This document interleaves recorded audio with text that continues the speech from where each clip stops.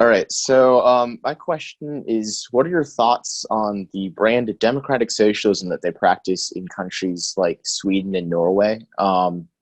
Because they tend to have like really low income inequality and really high quality of life. And I've actually seen it pointed to as by a lot of like democratic socialists in America as like the prime example of what you can do with democratic socialism. But then their economy, while having all these socialist elements, is still very capitalist in a way. And so it seems like everything I've read about kind of where you fall in this seems to be a lot more, a lot more radical, I guess, than that. And so I'm curious what they're not doing enough of, or why they're not successful enough. Sure. Sorry, you were going in and out there because my internet connection isn't very good, but I've got your question written down, so I think I'll be able to answer it.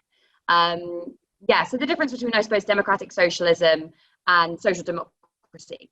So what they practice in the Nordic countries, Sweden, Norway, etc., could be described as basically a kind of, it's a model of capitalism I talked about that existed in the US and the UK in the post-war period. It's basically where you have free markets, but a state that is more interventionist, so willing to kind of step in and boost output when there's a crisis. And also a labor movement that's much more powerful. So unions that are really able to actually go on strike if they're not being paid well enough and negotiate with bosses and those sorts of things. And also much better regulation, much better financial regulation, controls on the movement of money, controls on credit creation. All these sorts of things were really integral to that post-war consensus social democratic model.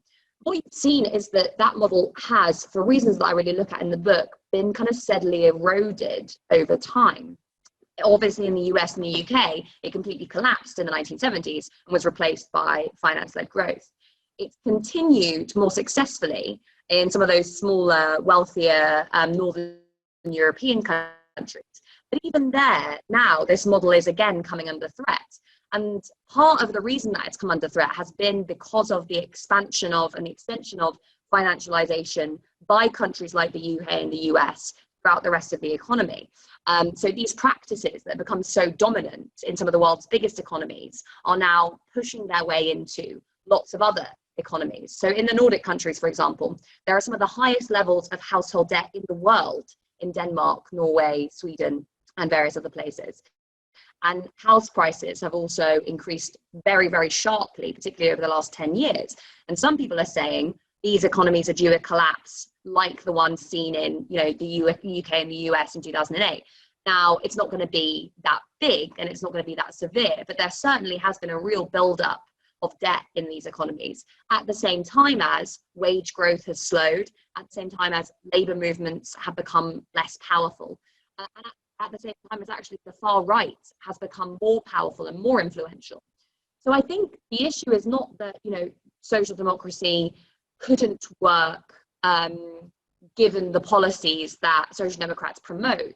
I think the issue is that it's quite an unstable system because it rests on the idea that you can kind of paper over the conflict between owners and workers. That you can basically say workers can organize into labor movements and they can negotiate with their bosses, and the state can intervene and kind of help promote the voice of workers one day and the voice of capitalists the next day.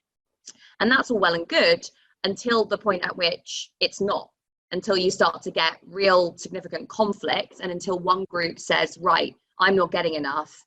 I actually want this to resolve this model, this question of class conflict. I want that resolved in my favor. That's what happened in the 1980s in the UK and the US, and potentially what we're going to see, but more with the far right in some of these social democratic countries around the world.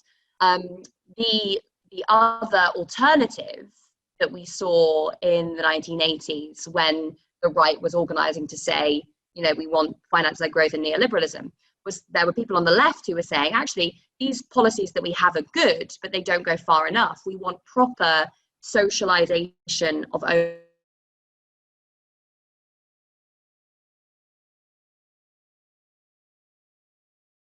owns all the stuff, or is a lot of the stuff that we need to produce things, so factories, research, ideas, is that all owned collectively? If that's owned collectively, then you're much closer to that ideal of socialism.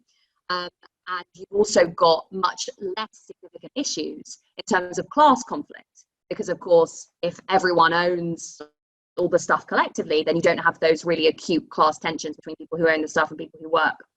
So for those reasons, I think that, you know, social democracy can work for a while, but ultimately it gets to a crisis point where it needs to be resolved either in favor of workers or in favor of capitalists. And historically, it's been resolved in favor of capitalists. But we might get to a point in the coming years where like more or less social democratic countries that have, you know, relatively high levels of state intervention start to demand a move in the opposite direction, and we get closer to democratic socialism rather than social democracy. Does that make sense? Cool. Thank you.